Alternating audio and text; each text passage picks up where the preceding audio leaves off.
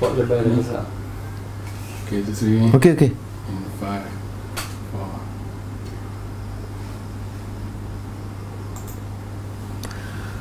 4. Assalamualaikum warahmatullahi wabarakatuh dan salam sejahtera. Sekali lagi kita doakan kepada Allah SWT, mudah-mudahan kita dalam keadaan yang baik dan selamat dan patuh kepada arahan pembatasan sosial atau jarak sosial. Pagi tadi saya berkesempatan sebagai tanggungjawab jiran di sekitar Segambut untuk ke beberapa kawasan di Segambut Dalam, di kalangan masyarakat berpendapatan rendah dan miskin, mendengar sendiri dan menyampaikan sedikit bantuan atas bagi pihak keluarga.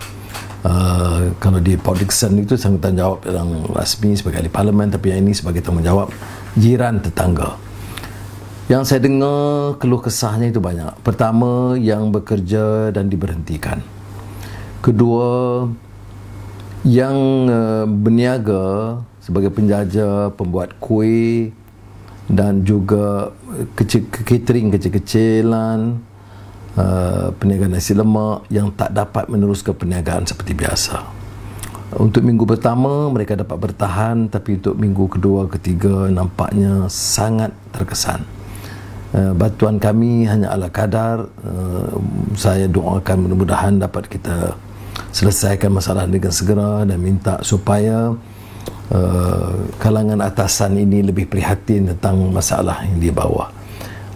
Kerana kalau kita lihat banyak kenyataan dan yang diwar-warkan di media sosial, dana dan diedarkan bantuan, memang betul, saya akui, baik kerajaan, baik NGO, baik jawatan surau dan masjid, baik pelbagai langkah yang diambil kita hargai. Tetapi bila kita lihat ke bawah sendiri, itu tak sama dengan apa yang diwar-warkan, kerana jumlah yang terkesan itu agak banyak. Jadi saya harap orang yang lebih berada jalankanlah tanggungjawab mereka, ya. Orang yang billionaires, ya, yang hidup dengan begitu mewah, dengan senang, ya, dan juga dengan anak-anak juga yang sudah billionaires, itu curahkanlah. Janganlah bagi cadangan-cadangan yang mengarut, yang kadang menyakiti perasaan orang susah. Orang susah ini dia bukan fikir hobi, dia fikir nak makan keperluan harian mereka. Ini saya rasa serius, ya, kerana ini kita sebagai, ya, orang politik boleh bagi pembicaraan, himbauan, gesaan dan sangan, ya. Tetapi orang yang menghadapi masalah di bawah itu lebih rendah daripada apa yang biasa. Kalau lihat apa respon netizens, itu kedudukan mereka rendah. Dan saya pantau itu sekitar 10-15 minit berjalan sekitar kawasan Segambut ini pun agak merisaukan. Jadi saya sekali lagi gesa orang, bukan saja kerajaan, tapi orang yang berada dalam masyarakat kita, orang kaya, orang yang senang, yang telah mendapat insentif, kemudahan kontrak, keuntungan yang berbilion, boleh beli segala macam, dari private jet kepada segala kemudahan. Tolonglah curahkan sekarang ini kepada yang sangat memerlukan. Kita kaya atau senang itu bukan saja dengan kerana kepintaran kita, pengurusan yang baik, ya, tetapi kerana keamanan negara, sumbangan semua pihak, ya. Kadang-kadang kita fikir seperti di hospital, doktor pakar, jururawat, anestetik dan pakar-pakaran yang lain, semua itu perlu. Tetapi juga technician, ya, pembantu hospital, pencuci, yang dulu kecil-kecil dulu saya ingat di hospital kita panggil ayama dan sebagainya. Sekarang ini pembantu hospital peringkat rendah. Semua itu punyai sumbangan yang harus kita iktiraf, ya. Kemudian syarikat tidak boleh maju kalau tidak ada orang tolong membersihkan. Syarikat tidak boleh maju kalau tidak ada orang yang menjadi dispatch. Syarikat tidak maju kalau ya, kemudahan-kemudahan basic itu tidak diusahakan. Dan mereka ini tidak semestinya siswazah, tidak mestinya profesional, ialah orang yang paling susah di kalangan kita. Jadi saya harap perkara ini dapat kita berikan perhatian, kerana saya tahu Azizah pesan berhati-hati, pakai topeng, guna sanitizer. Betul, saya gunakan. Kadang-kadang mereka nak ambil foto, jadi foto tu saya turunkan sedikit topeng itu, netizen dah marah, apa ni Anwar ni tak ikut peraturan. Bukan, saya nak ambil hati mereka. Mereka kata kalau tutup semua nak ambil foto bagaimana, jadi saya bukalah sikit. Itu je, saya minta maaf lah ya. Tetapi saya rasa ada kelebihannya dan perbedaannya kalau kita sekali-sekala turun sendiri dan melihat tanpa notis, tanpa memberi notis kepada masyarakat yang berkenaan. Jadi sekali lagi saya gesa, terutama yang berada, kerana kadang-kadang orang yang berada ini ya dia bagi kadang-kadang ya bantuan sedikit sebanyak. Untungnya 1 tahun, selama beberapa tahun kita tahu sekitar 400 juta ringgit 1 tahun. Mendirikan mahligai, ada private jet dan sebagainya. Bila derma 1 juta dan heboh, ataupun main golf dan dapat berikan derma dan hebah satu negara, sudah ini tidak masuklah pertimbangan kita. Negara memerlukan sumbangan yang lebih bermakna dan berarti.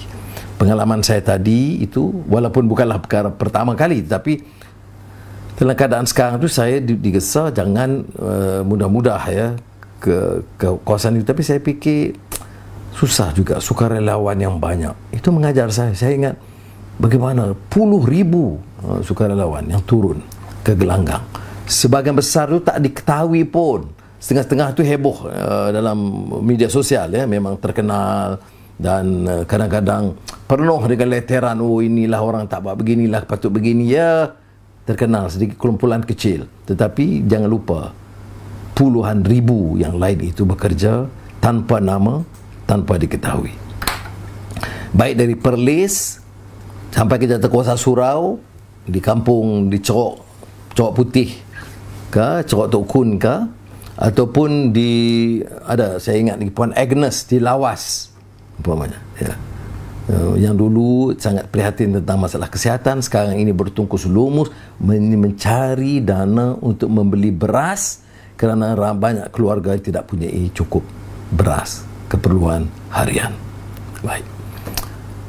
Soalan pertama yang dibangkitkan ini yang saya cuba elak kerana netizen sudah riuh gendah ini, soal syarikat arak Heineken juga Carlsberg yang diberi kelulusan oleh kerajaan baru.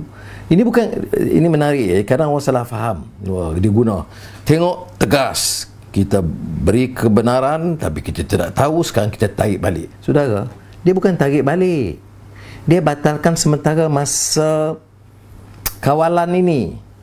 Sementara, jangan tertipu ya. Dia tidak tarik balik. Saya nak ulang, tidak menarik balik.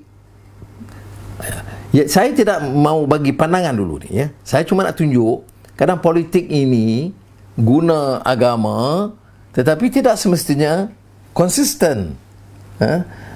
Jadi sekarang ni seolah kami berhasil, kami batalkan. Batalkan apa? Kita batalkan kelulusan sementara semasa kawalan perintah ini sekarang ya. Dia tidak membatalkan syarikat arak itu ya. Ini isu yang mesti dibahaskan semula ya. Itu belum dibangkit lagi perjudian. Kalau dulu mengapa Anwar diserang, mengapa Pakatan Harapan diserang, kerana ada arak dan judi. Saudara, sekarang pun masih ada. Banyak itulah juga ya. Mudah-mudahan tak ditambah. Tetapi yang saya tahu, yang dibatalkan itu kerana memang tak munasabah. Dirahsiakan ya, 31 Mac diluluskan, riuh gendah oleh netizen kerana bocor surat tersebut, disindir, diserang. Saya tak tahu, tapi saya lihat saja ini drama ini bagaimana diteruskan. Kemudian rupa-rupanya setelah riuh gendah barulah ditarik balik kelulusan sementara tersebut. Jadi kelulusan kekal, cuma pembatalan sementara. Jadi saya ucap tahniah kepada netizen. Ya, ini bukan lagi tahun 50-an, 60-an. Politik sekarang ini lebih canggih, lebih tercabar, tak boleh sorok-sorok, tak boleh umpamanya beri anggap satu tazkirah, orang dengar baik, orang boleh nilai apa yang kamu bicara dulu dan apa yang berlaku sekarang. Dan ini saya ucap tahniah sekali lagi ke netizen yang berani membongkar, mempertikai, mempersoal apakah konsisten, apakah ikhlas, apakah sebenarnya yang kita suarakan itu kehendak Islam atau kehendak kepentingan politik. Dalam konteks ini kebetulan saya ingat seorang alim terkemuka yang dari Syria, walaupun dia lahir di Turki, Syekh Muhammad Ramadan Al-Buti. Kita kenal dia itu semasa kami muda, masa dalam usrah Abim, dan nuqaba kami iaitu naqib ialah Syekh Razali Nawawi dan almarhum Fadil Noor. Kitab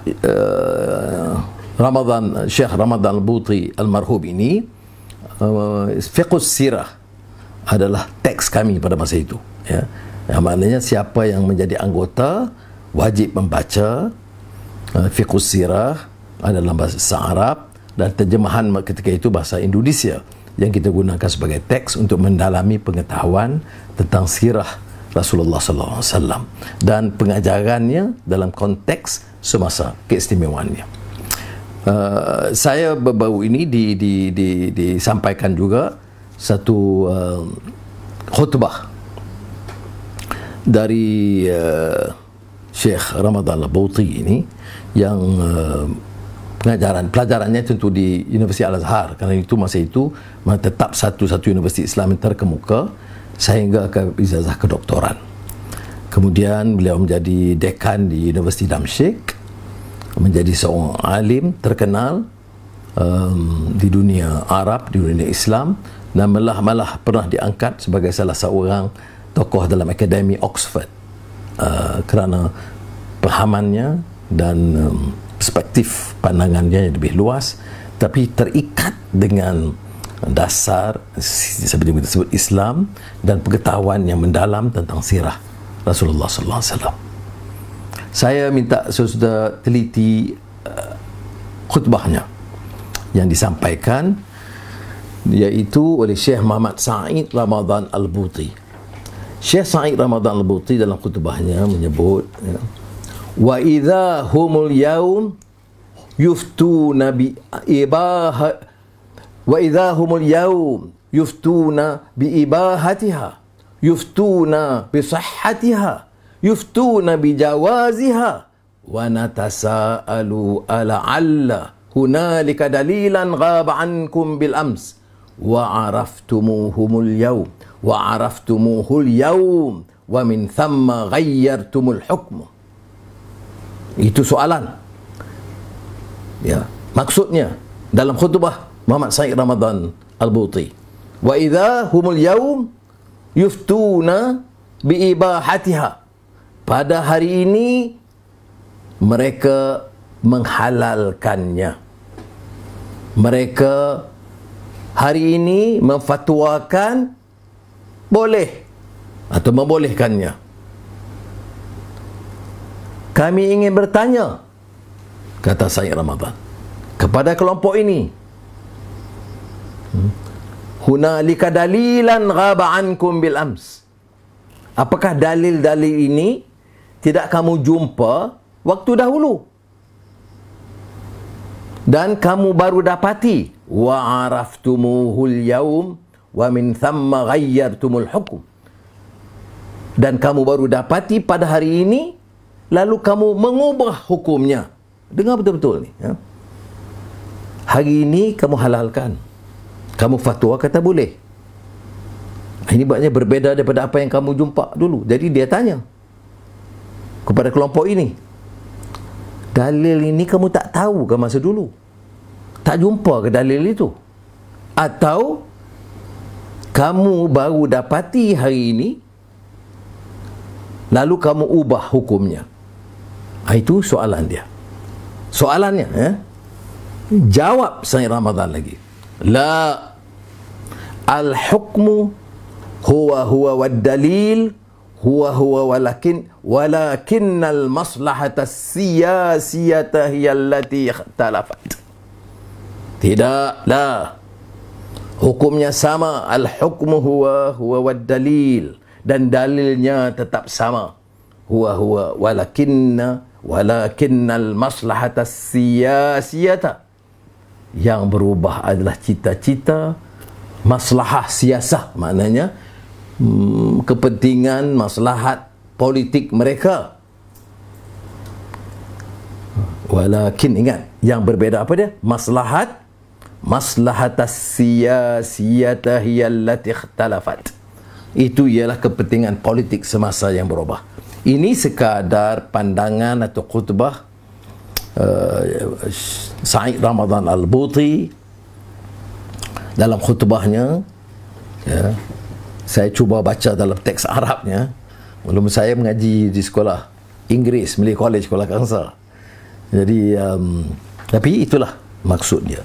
Kalau kita faham, itu peringatan ulama. Semalam saya sebut tentang kitab Abdul Qadir Adah, sebenarnya Abdul Karim Zaidan, saya kawan juga yang mengupas tentang ulama yang baik, ulama yang sesat dan menyesatkan dan bagaimana kita nak tahu? Kita nilai. Jadi Sayyid Ramadan Al-Buti dalam khutbahnya tu meminta kita fikir, apa sama yang disebut dulu dengan yang disebut sekarang? Apakah dalilnya dalil baru atau dalil lama? Apakah dulu dia tak tahu lagi dalil ini atau diubah sekarang? Atau jawab dia, sebenarnya dia tahu. Yang berbeda adalah maslahat siyasiyata, maslahat politik yang mengatasi hukum dan dalil. Kata siapa? Almarhum Syekh Muhammad Said Ramadan Al-Buti, Maha Guru dari yang kita ikuti dan kita ketahui. Mudah-mudahan kita dapat renung dan baca. Jangan cepat hukum, fikir dulu, renung dulu, nilai dulu. Saya tahu ada netizen kalau dari segi parti itu, dia kerja dia tulis maki hamun, sebab kerja dia begitu, dakwah dia al-maki wal hamun. Tetapi saya nak anjurkan baca dan teliti. Kita boleh buat pertimbangan politik semasa sedikit sebanyak, tetapi bila mari soal hukum, soal dalil, dan merujuk pandangan-pandangan. Selama ini ada yang sebelum ini saya bawa Syekh Yusuf Al-Qaradawi, kali ini Syekh Muhammad Said Ramadan Al-Buti, yang saya anggap masih fiqhus sirah itu bacaan basic. Mudah-mudahan generasi muda nak kenal Islam, jangan kenal hanya dari ceramah-ceramah politik, tetapi mesti ada asas pengetahuan tentang akidah, tentang akhlak, tentang syariat, tentang siasah yang dikupas oleh ulama muktabar. Kalau tidak, kita hanya rojok satu, kita walak kepada satu, dia maki ke, dia fitnah ke, dia hamun ke, kita terima kerana kita walak kepada orang, tidak kepada dasar hukum dan teks. Mudah-mudahan Allah SWT memberikan kekuatan kepada kita. Soalan yang kedua ialah tentang pengumuman Perdana Menteri tadi, iaitu tambahan pakej ransangan prihatin yang banyak menyentuh kedudukan industri kecil dan sederhana atau perusahaan kecil dan sederhana. Dan saya ingin sebutlah alu-alukan kerana masih kita anggap ini satu yang baik. Secara umumnya, kurang-kurangnya kerajaan ini dia tak boleh ketepikan pandangan rakyat dan netizen. Ini satu yang dianggap satu kelompongan, satu kelemahan dalam pakej rancangan yang lalu, maka diserang kerana seperti mana kita tahu ia melibatkan hampir lebih dari 1 juta pekerja di negara kita. Tak boleh kita pandang ringan, atau lebih. Maaf, semalam saya sebut 1 juta, 1.3 juta syarikat yang berdaftar sebagai IKS. Tapi kita tahu lagi ratusan ribu tak daftar. Saya tadi tak kakiah lah. Kakak 2-3 orang dan abang yang tadi yang meniaga di segabut dalam ini, saya tanya ada daftar? Tak ada yang daftar pun, ya. Dia buat gerai-gerai kecil, jual kuih, jual nasi lemak, tak daftar. Dia kata, tak daftar, kalau daftar mungkin dapat.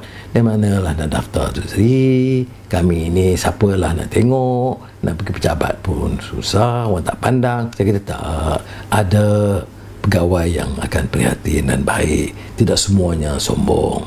Tapi itu tak kemudian lah, ya. Tapi saya nak bagi tahu jumlahnya besar dan kritikan yang dilemparkan terhadap kerajaan kerana kelompongan ini, ya, tidak cuba mengenal pasti dan menyelesaikan masalah ini, kemudian dijawab oleh kerajaan dengan pakej tambahan rancangan ini. Dan pakej rancangan ini, ya, kita tahu bahawa subsidi upah dinaikkan daripada 5.9 bilion kepada 13.8 bilion, geran prihatin 21 bilion atau 3,000 bagi setiap perusahaan mikro sebanyak 700,000. Ini saya ingat satu yang perkembangan yang agak positif, sebab keutamaan diberikan kepada lebih 700,000 yang di bawah kategori mikro. Ada yang saya sebut semalam, ya, kategori mikro yang di bawah yang paling terkesan.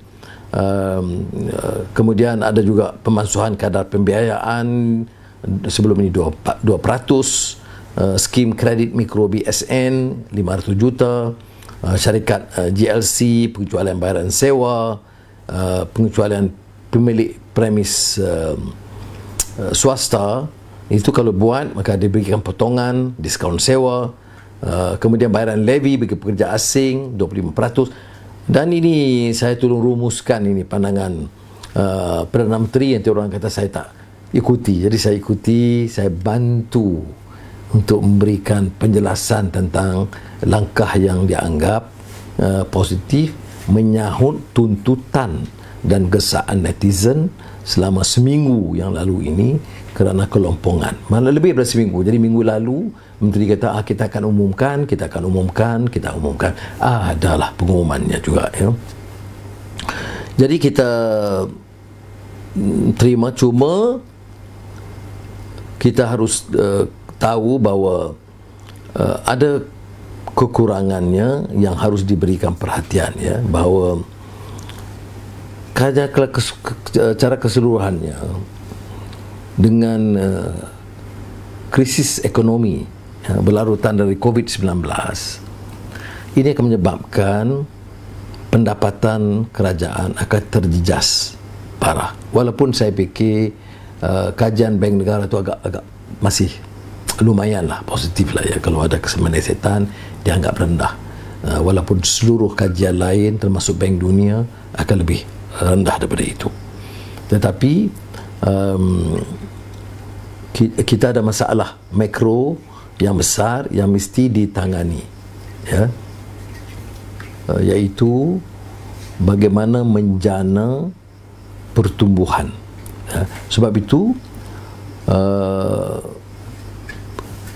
yang di pendekatan sekarang ini diberikan cara menyeluruh, ya. Ya, ada alasan dan kebijaksanaannya. Cuma pendapat saya kita harus tumpu bagi yang tak terjejas, ya, bagi yang terjejas. Jadi kalau kita beri kepada semua, kita baru tumpu kawasan yang lebih terjejas, terutama di kategori yang lebih rendah. Itu satu, ya.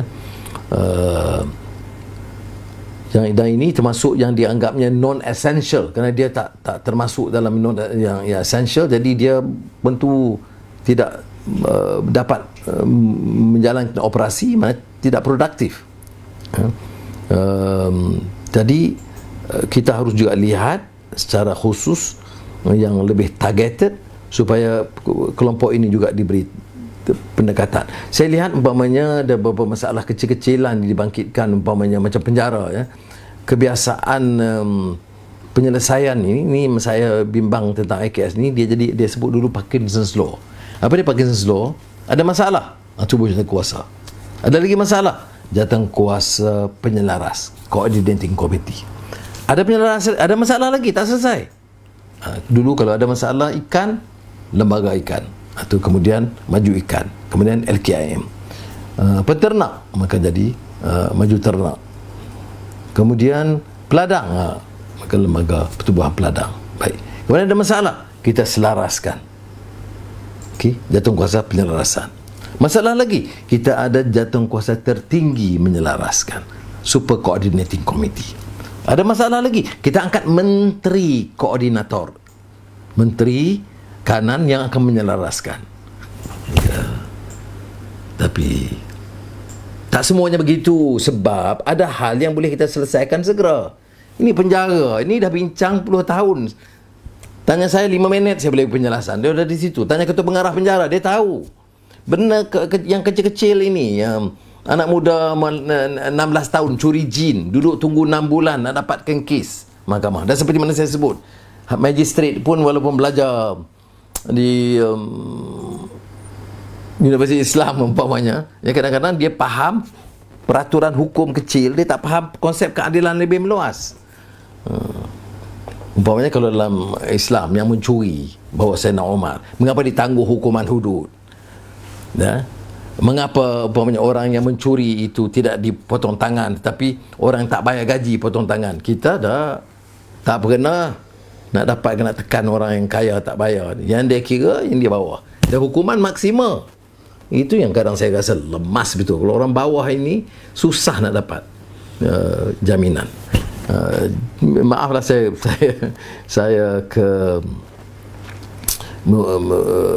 mengusulkan hal yang agak lain dan berkaitan, kerana ini termasuk kalau kita perusahaan kecil ini, ya walaupun tak masuk kategori terendah, ini penjajah, peniaga kecil, ini semua terlibat juga ya.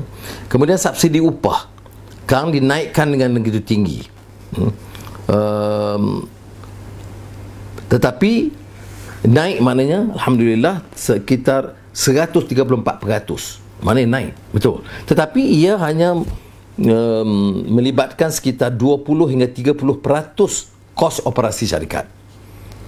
Jadi keupayaan untuk bertahan itu tidak begitu mudah. Sebab itu tak payahlah jawatankuasa penyelaras banyak-banyak. Di situ ada suatu agensi yang diberikan mandat untuk memantau secara serius dan kemudian cuba memberi penyelesaian yang tak semestinya mengikut pengumuman Perdana Menteri, tapi berikan satu kelonggaran supaya bantu mendapat menjana pertumbuhan AKS. Ya.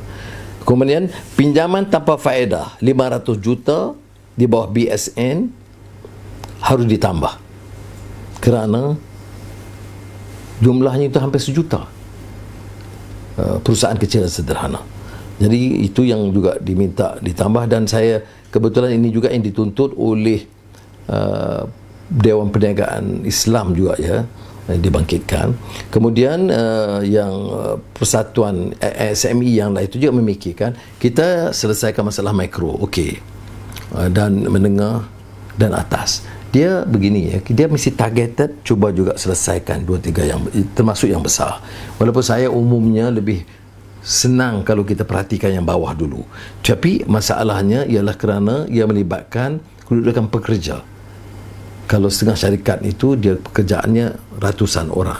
Kalau kita tak selesaikan, kepentingan pekerjaan mereka terjejas. Jadi saya harap ada langkah tambahan dari pakej rangsangan tambahan IKS ini untuk mengambil kira keperluan ini, dan walaupun pengumuman dibuat, saya harap dapat kita pantau seterusnya dengan persatuan-persatuan dan juga melihat di bawah 3 kategori yang atas dan yang sederhana dan juga yang mikro yang di peringkat bawah.